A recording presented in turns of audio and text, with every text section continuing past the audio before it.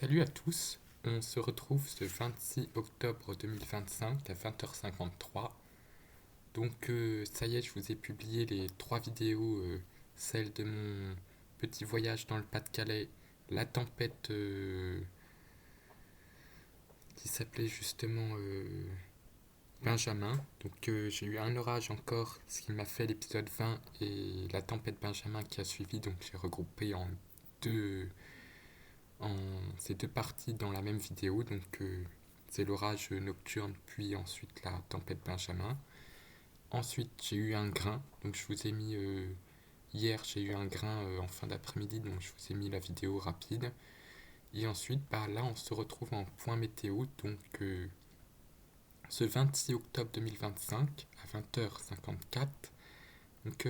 Nous sommes passés à l'heure d'hiver, donc la bonne nouvelle, c'est que les modèles se mettent à jour plus tôt, une heure plus tôt, puisqu'ils sont en UTC, donc ça m'arrange. Comme ça, je peux faire les points beaucoup plus rapidement avec des runs qui sortent plus rapidement, puisqu'on n'a plus qu'une heure d'avance sur l'UTC. Je vais vous présenter la situation générale de ce qui va se passer, les vigilances météorologiques en cours, et ensuite on fera aussi un petit bilan de la saison orageuse 2025 qui va certainement toucher à sa fin, puisque je pense que d'ici la fin du mois d'octobre, il n'y aura plus d'orage. On pourra faire le bilan de cette saison qui se clôturera le 1er novembre. Je vous réserve peut-être même une surprise pour la clôture de cette saison, début novembre, concernant la fin de cette saison orageuse. Donc, on va commencer par le temps du jour. Un flux de nord-ouest, donc encore peut-être un petit coup de vent demain sur le nord-est de la France, en lien avec une dépression assez creuse sur la Scandinavie, qu'un courant de secteur ouest à nord-ouest. On voit au niveau des isobars et on voit que le courant de jet est assez dynamique avec ce gradient thermique. Et là, on a ensuite le redressement du flux pour la fin du mois et début novembre au sud-ouest. Puis ensuite, on a même un ex-ouragan parce qu'on a aussi un ouragan que je vais en parler aussi. Il y a un ouragan qui arrive sur la Jamaïque. Ça, c'est la situation générale. C'est une circulation classique d'automne, de plus en plus rapide, de plus en plus perturbée, hein, parce que comme on n'a pas d'anticyclone, le zonal commence à s'accélérer avec ses masses d'air douces et l'air froid en embuscade qui permet l'accélération de ce courant d'ouest, hein. On a des variations de température assez importantes en altitude, de nombreuses précipitations, puisqu'on avance dans la saison automnale.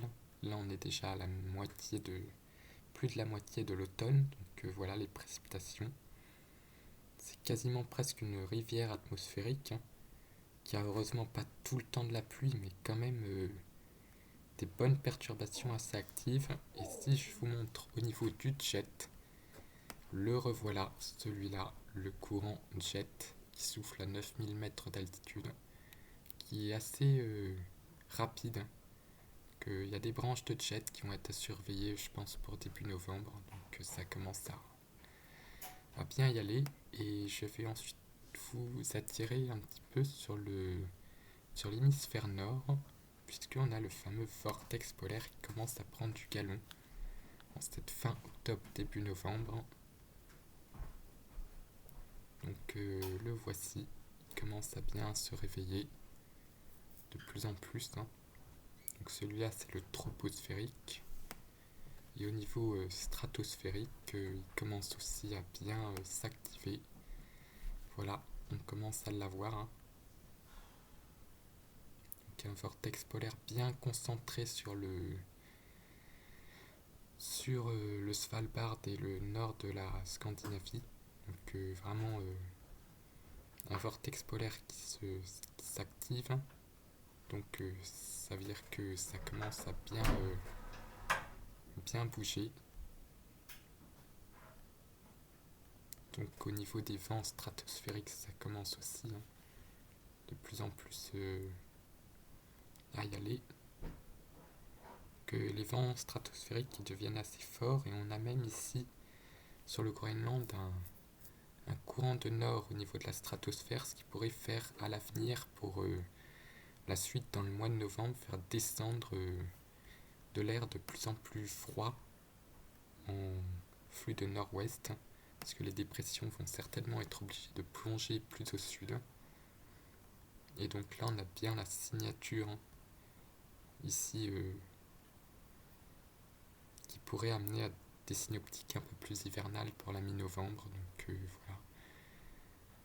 Que notre coco, le vortex polaire, commence à s'activer, on commence à se retrouver dans les synoptiques plus hivernales, déjà pour l'Europe du Nord, et ensuite ça va être le cas aussi pour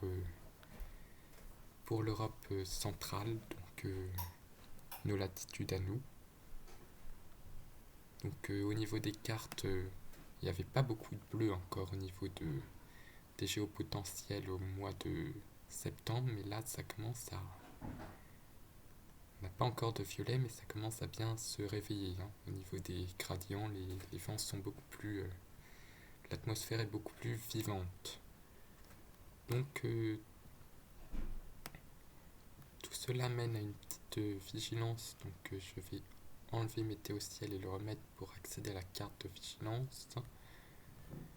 Donc Météo Ciel me donne accès à la carte de vigilance météo. Donc en ce moment on a des départements en vigilance vent. Donc c'est la Corse qui est en vigilance vent violent pour aujourd'hui. Et voici le vent pour demain. Donc un petit peu de vent ici. Si c'est Mistral et vent d'ouest. Et là un peu de vent sur les hauteurs du Jura et des Vosges. Donc ensuite pour aujourd'hui on avait juste un département en crue. Donc c'est ici dans le Doubs et territoire de Belfort. On a un risque de crue, donc Corse en vigilance jaune. Ça c'était pour aujourd'hui, et crue pour territoire de Belfort et Doubs. Et pour demain, le vent qui s'active sur le Haut-Rhin, territoire de Belfort et le Doubs, donc, ainsi que le Var et la Corse, plutôt la Haute-Corse. Ensuite, pluie inondation qui concerne cet ensemble de départements: Haute-Marne, Vosges, Haute-Saône, territoire de Belfort, Doubs, Jura, Ain, Haute-Savoie et Savoie. La neige et le verglas qui concernent les deux Savoies, donc Haute-Savoie et Savoie, puisqu'on attend de bonnes quantités de neige au-dessus de 1500 mètres, étant donné qu'il fait froid. Et puis pour les crues, on maintient le département du territoire de Belfort, où il y a un cours d'eau qui est en vigilance jaune pour crues. Donc ensuite je vais également aller surveiller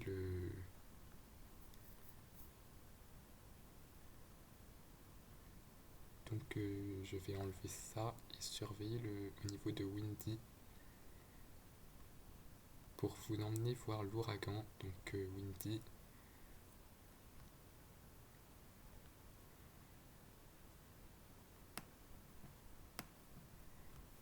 Donc voici, ici on a un ouragan majeur qui menace la Jamaïque. C'est même lui qui pourrait se greffer ensuite dans la circulation zonale, mais pour l'instant on n'en est pas là. En tout cas voilà un ouragan majeur. Donc c'est Melissa qui est en catégorie 4. Ici, petit ouragan Melissa qui va malheureusement atteindre la catégorie 5 pour le 28 octobre à 1h. Donc un ouragan majeur qui va faire de gros dégâts en Jamaïque. Et puis ensuite remonter sur Santiago de Cuba, donc sur Cuba, et ensuite remonter vers le nord-est. Donc pour aller ensuite même peut-être concerner les Bermudes. Donc voilà la situation cyclonique qui se réveille de nouveau. Et puis ensuite, je vais faire un petit bilan rapide de la saison orageuse. Donc, je vais vous emmener sur la chaîne YouTube que je tiens pour qu'on fasse un petit bilan de ma saison orageuse. Donc, que je vais vous emmener voir tout ça. Que c'est une saison orageuse que j'estime moyenne, avec des points forts, que je vais essayer de remonter jusqu'à mars.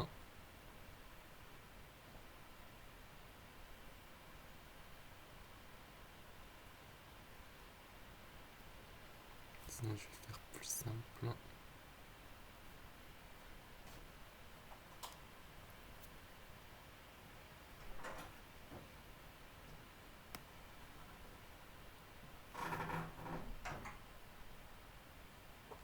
Essayer d'aller en arrière là. Ah mince. Donc là c'est les vidéos.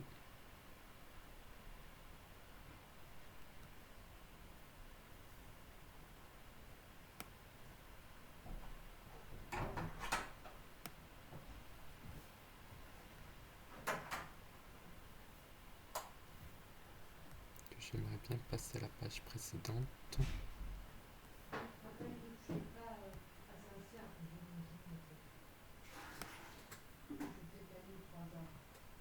Donc je sais pas comment on fait pour afficher plus de vidéos.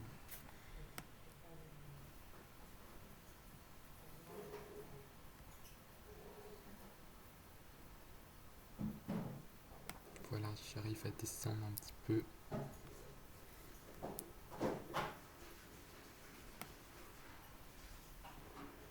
Donc je vais mettre 50 parce que sinon on va pas avancer.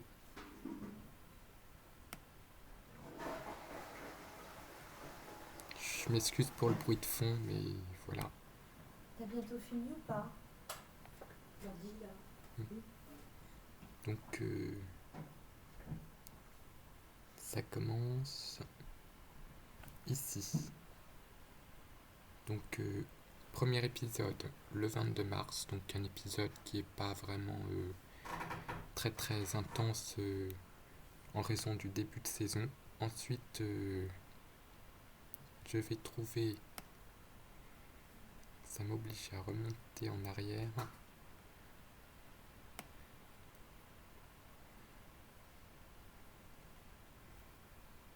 Ensuite le 14 avril, donc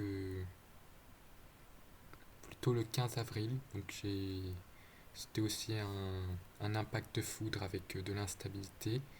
Donc mars a commencé très très gentiment au niveau des orages, puisque ça n'a pas été trop dynamique. On a eu les premiers orages de masse d'air doux, mais pas très très orageux comme le mois de mars. J'ai déjà vu mieux. Mois d'avril, là j'ai eu le 15 avril avec un impact, ensuite le 19 ici,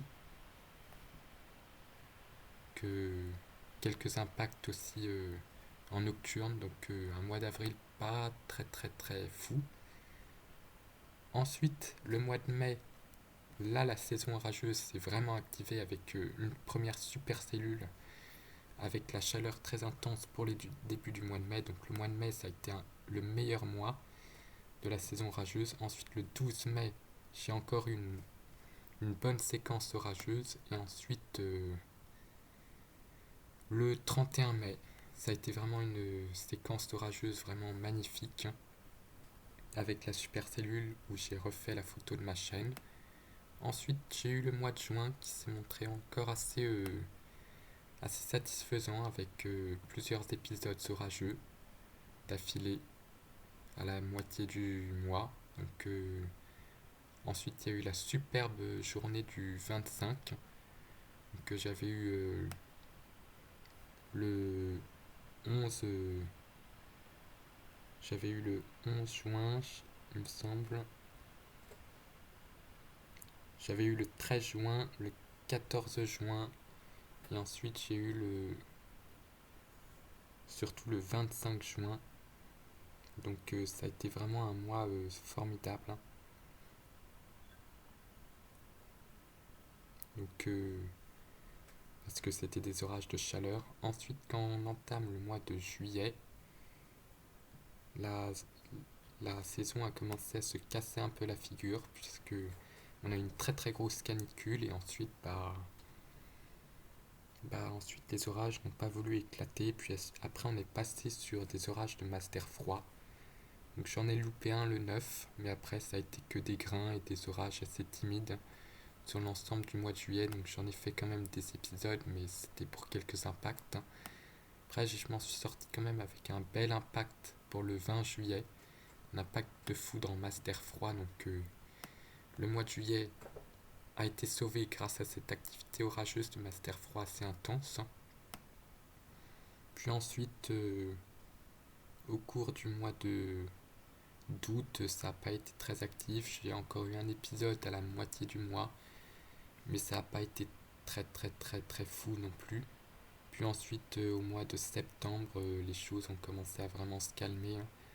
Donc une fin de saison pas, pas tip top. Et ensuite, pour le mois de